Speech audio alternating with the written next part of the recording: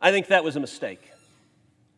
I think that was the wrong decision. Now, I'll tell you the reason Republican leadership made that decision to blink was because Senate Democrats threatened to nuke the filibuster, to eliminate the filibuster.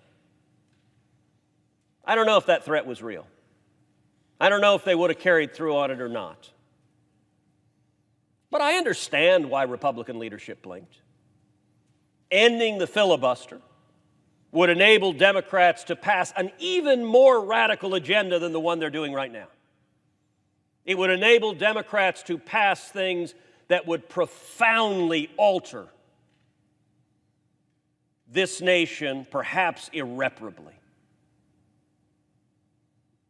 So I understand why Republican leadership blinked, but I wish they hadn't. I wish they hadn't because I believe we were on the verge of victory. The American people agreed with us.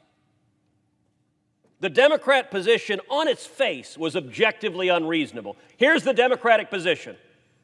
We have complete power to raise the debt ceiling anytime we want, but the only way we'll do it is if Republicans do it with us. Otherwise, we'll default on the debt. Even the Capitol Hill press corps, who, Mr. President, in your quieter moments, you will admit, leans very far left. Even the Capitol Hill press corps knew that was ridiculous. And so, unfortunately, yesterday we were on the verge of victory, but we turned that victory into defeat. Now, let's be clear what the order of magnitude of this defeat is. We are soon going to vote on moving to take up the debt ceiling. And the political games played by Democratic leader Schumer may have prevailed in the short term by cajoling 10 or more Republicans to vote with the Democrats to allow a vote on the debt ceiling. I hope that doesn't happen. I hope we defeat that vote. I'm certainly going to vote no, and I'm urging my colleagues to vote no. But if 60 or more senators vote to take up the vote, then we will see a clear divide. On the debt ceiling, all 50 Republicans will vote no. On the debt ceiling, all 50 Democrats will vote yes. We will see a clear divide. I wish it had happened without the political games, without the political theater that Democratic leadership played. One of the reasons I think it was a mistake for Republican leadership to give in to the demands, to the hostage-taking, to the political terrorism of the other side, is that it significantly hurts the credibility of the Republican conference. The Democratic leader is no doubt telling every Democratic senator, you see, they won't hold their ground, they'll give in. All we have to do is stand strong, and they won't stand and fight against us. Now, I hope that proves nothing more than hot air. I hope that proves a bad estimation of what Republican senators will do. I can tell you this conference remains absolutely united that the Bernie Sanders socialist budget of $5.5 trillion with trillions in taxes is wildly and recklessly irresponsible and would do massive damage to this country. I hope and believe we'll stay united on that. But we could have stayed united on the debt ceiling as well. We could have stayed united in making clear that the Democrats had every ability to do this on their own. But sometimes in a poker game, a bluff wins the pot. In this case, to mix my metaphors, which would make my high school English teacher very angry, in the game of chicken, Chuck Schumer won this game of chicken. As two trucks drove towards each other on a country road, one or the other was going to turn or you were going to have a lot of dead chickens. I wish Republicans hadn't blinked. We shouldn't have done that. But the strategic mistake by our leadership should not distract from the fundamental divide in this body. I don't know why it is that Democratic senators look at this last election, an unbelievably close election, and conclude there is no need for bipartisanship in the Senate. That their mandate is rammed through a radical and socialist agenda. And let me be clear, by the way, the first major bill Democrats took up was a $1.9 trillion spending bill, a so-called COVID relief bill. I say so-called COVID relief because only 9% of the bill was health care spending on COVID. It was a liberal wish list paying off special interests that support the Democrats.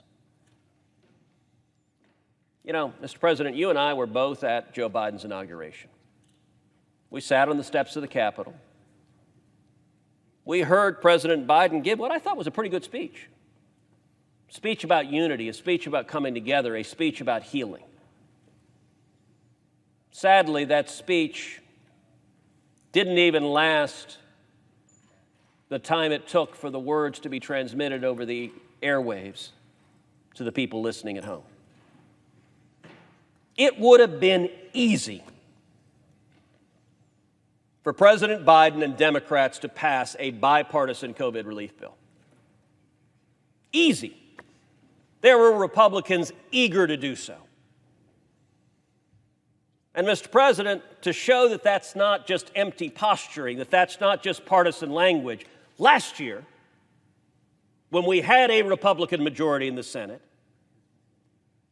we passed bipartisan COVID relief bills not once, not twice, not 3 times, not 4 times, 5 times. 5 times.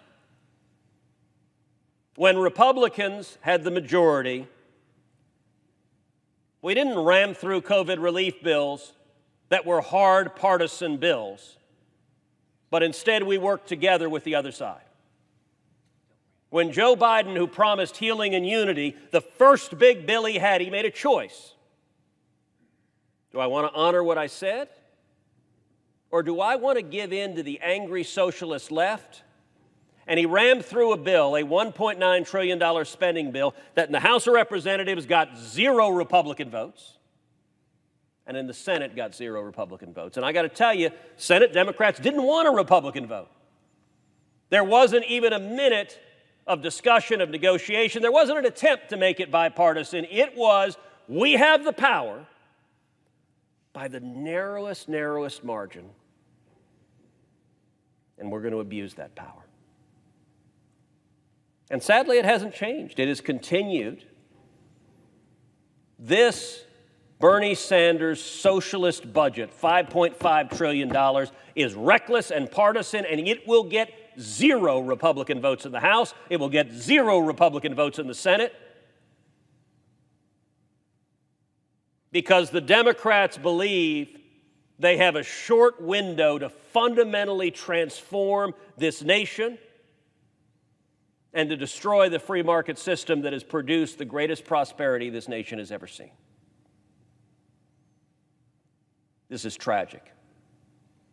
And Mr. President, I, for one, will continue doing everything humanly possible to lead the fight to stop this radical agenda that threatens the lives, the safety, the security, the liberties, the constitutional rights, and the financial future of 29 million Texans. Bankrupting our kids and grandkids is serious business. And the political games from the Democrats are meant to distract from that. And let me note finally, there is legislation I have supported all 9 years I've served in this body. It's legislation introduced by the senator from Pennsylvania, Senator Toomey. It's called the Full Faith and Credit Act. Although I actually prefer a different name for it. The name I prefer is the Default Prevention Act. It's legislation that says in the event the credit limit is not raised, the United States will never, ever, ever default on the debt. That even without the credit limit being raised, there are tax revenues coming in every month. So the Default Prevention Act makes clear we'll prioritize those tax revenues to interest on the debt, to paying our active duty military, and to Social Security and Medicare.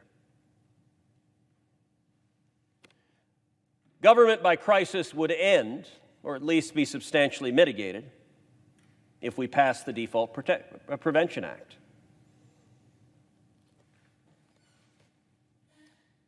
Earlier today, I was on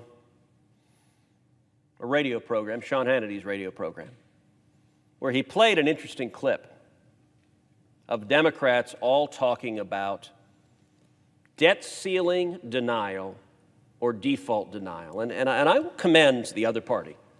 One of the things the Democrats do really well is message discipline. When they come up with talking points, it is remarkable. Every Democrat in these United States of America, from Joe Biden down to the county dog catcher, they repeat the exact same words. So Sean Hannity played a whole series of just clips of Democrats using the identical talking points. Debt ceiling denial, default denial. You know who's in denial is the Democrats.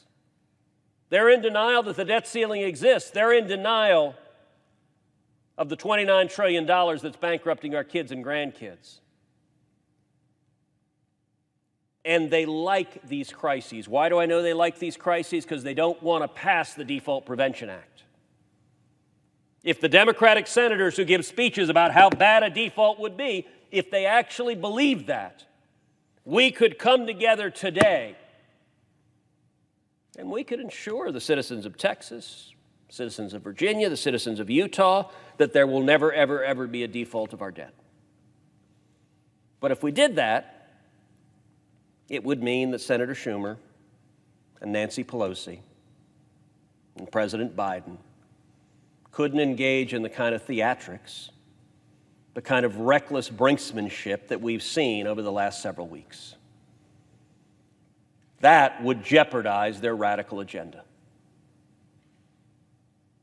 I hope and pray that this body, the Senate, serves as the last bulwark to stop the radical socialist agenda that Washington Democrats are trying to ram through. I yield the floor.